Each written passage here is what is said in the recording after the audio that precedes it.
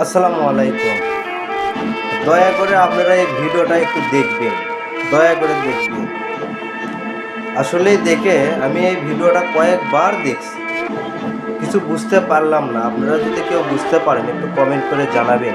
আমি এই ভিডিওটা কয়েকবার টেনে টেনে দেখছি এবং আপনাদেরকে জন্য দেখার জন্য একটু টেনে স্লো মোশনে আপনাদেরকে দেখাচ্ছি, কিছু বুঝতে পারেন কি না। আসলে এই যে ভিডিওটা দেখলাম, বাচ্চাটি পুকুরে পড়ে গেছে, এটা কি কতটুকু সত্য? আসলে এটা কি একটা ভিডিও করার উদ্দেশ্য ছিল, কন্টেন্ট তৈরি করা, নাকি আসলেই বাস্তবে বাচ্চাটা পুকুরে পড়ে গেছে, ছেলেটি দৌড়ে যায়, এই ভাইটি আমার দৌড়ে যায় তুলে নিয়ে আসলো তার? এটা কি বাস্তব কতটুকু আমার জানা নেই, তবে দেখে মনে হলো যে বাচ্চাটি পুকুরে পড়ে গেছিলো। ভাইয়ের প্রশ্ন নজরে আসছে, তারা ব্লগার, তারা ভিডিও করতে করতে যাচ্ছিলো, এই সময় বাচ্চাটিকে দেখার পরে তারা লাফ মারিয়ে বাচ্চাটিকে পুকুর থেকে উদ্ধার করে, আমার একটা ধারণা।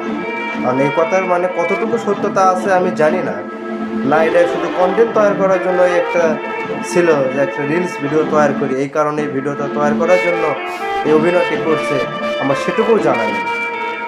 তো অবশ্যই ভাই, ভিডিওটা দেখে যদি একটু ভালো লাগে শেয়ার করে দিবেন, আর কতটুকু এটার সত্যতা আপনারা পাইলেন একটু কমেন্ট করে জানাবেন।